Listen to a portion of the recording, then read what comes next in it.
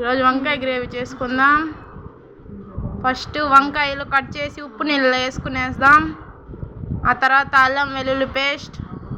పొయ్యి వెలిగించుకుందాం. గ్యాస్ వెలిగించినాక బాండలు పెట్టుకుందాం. బాండలు పెట్టుకున్నాక కొద్దిగా నూనె వేసుకుందాం.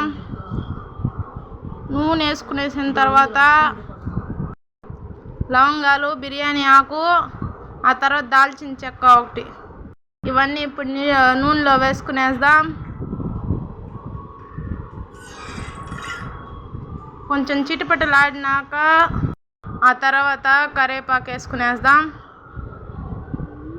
ఆ తర్వాత ఆనియన్స్ వేసుకుందాం.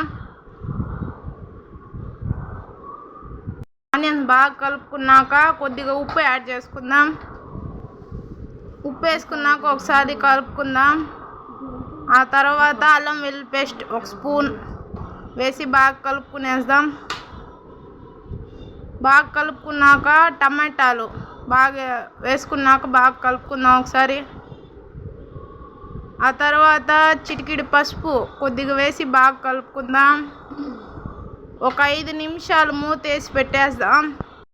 ఆ తర్వాత మూత తీసి ఒకసారి కలుపుకుందాం.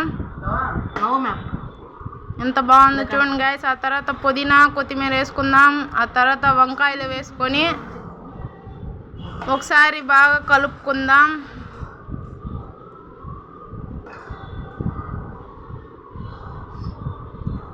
బాగా కలుపుకున్నాక మూతేసి పెట్టేద్దాం.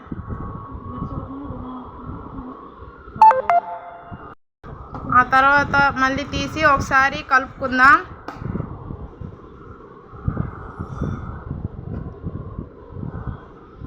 బాగా కలుపుకుందాం. ఇప్పుడు చికెన్ మసాలా కొద్దిగా వేసుకుందాం. ఆ తర్వాత గరం మసాలా కొద్దిగా రుచికి సరిపడినంత. ఆ తర్వాత మిరప్పొడి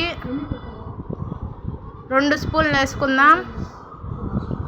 ఒకసారి బాగా కలుపుకుందాం వంకాయ గ్రేవీని.